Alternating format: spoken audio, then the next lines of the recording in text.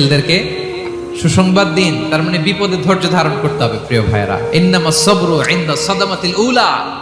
বিপদে আমরা অনেক সময় প্যানিক হয়ে যাই, অস্থির হয়ে যাই, কি করব, হতাশ। না, মুমিনরা হতাশ হয় না, ধৈর্য ধারণ করে। কি করে? কি করে?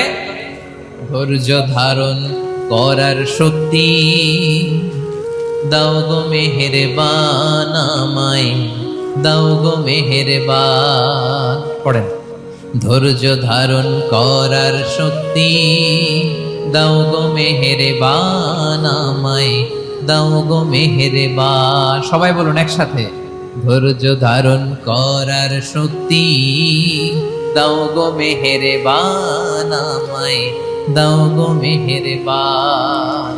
বুকের ভেতর ব্যথার নদী বইছে অবিরা, বইছে